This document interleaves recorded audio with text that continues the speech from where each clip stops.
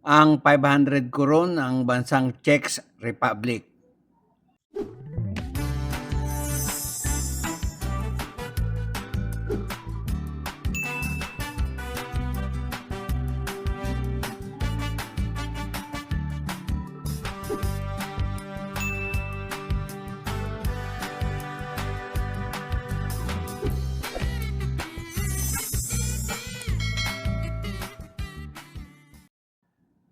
Isang magandang araw po sa inyong lahat, lalo na sa aking mga kabarya at kapwa-kolektor.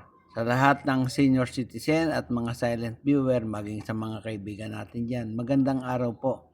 Ngayon pong araw ay mayroon tayong tatalakaying banknote dito. Ang 500 koron ng Czech Republic. Pag-usapan po natin.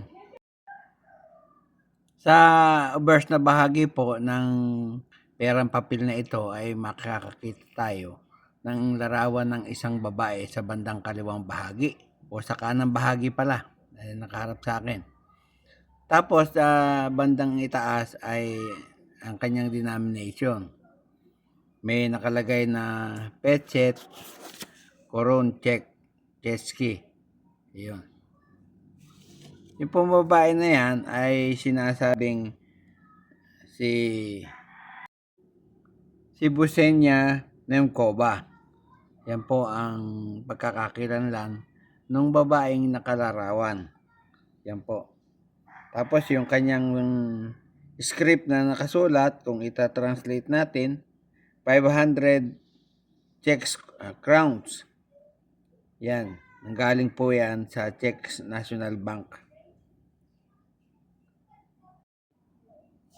Sa likod na bahagi naman, ayan, makakita naman tayo ng isang larawan ng isang babae. Tapos ayan, may denomination naman 500 doon. I-close up ko po nang makita niyo mabuti yung babae. Ayan, ang kagandahan ng isang babae na sumisimbolo po sa laureate woman sa lahat ng babae sa Nemkova's book. Yan po. May number din po na D10522339. Yan po ang kanyang serial number. Ito nga pong perang papel na ito ay nanggaling sa Czech Republic. Yan po. In-issue po ng Czech na National Bank. Yan po. Standard circulation banknote po yan. Ang taon ng kanyang pag-iiral, 2009. Ang kanyang halaga ay 500 koron. Na kung itutumbas natin sa Philippine Peso, ang halaga po ay 1,474 pesos. Nagagastos pa po yan hanggang sa kasalukuyan. Yan. Ang komposisyon po niyan ay papel. May sukat na 152 by 69 mm. Kaya ang itsura niya parehaba.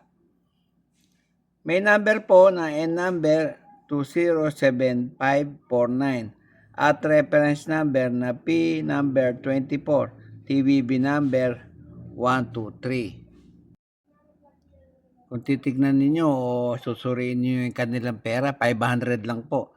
Pero halos triple po sa halaga ng pera natin. Parang 1:3. 1 koron sa kanila ay 3 pesos sa atin sapagkat ang halaga ay malapit-lapit na po sa triple. 1,474 ang equivalent po sa ating pera. Napakalaking halaga. Samantalang sa kanila 500 lang. Yan po ang value ng pera nila. Ngayon po sa mga taong nag-iingat ng ganitong pera ay pwede nyo na pong gastusin yan o ipalit sa bangko. Akalain ninyong 1,474 ang halaga. Marami-rami na rin bigas ang mabibili niyan. Yan. At yan po lamang at wala nang iba. Bago po ako matapos sa aking content ngayong araw, ay nais ko po munang batiin kayo ng isang magandang araw. Shoutout po sa lahat ng aking mga kabarya at kapwa-kolektor. Shoutout sa lahat ng senior citizen at mga silent viewer. Yung mga vlogger dito sa Pilipinas, shoutout po sa inyo. At yung mga vlogger sa ibang bansa. Shoutout po sa inyong lahat. Walang tigil at walang sawa akong nagpapasalamat sa inyong lahat pagkat walang sawa na inyong tinatangkilik ang aking video. Salamat po ng marami sa inyo. At sa huli, ay masabi kong mabuhay tayong lahat.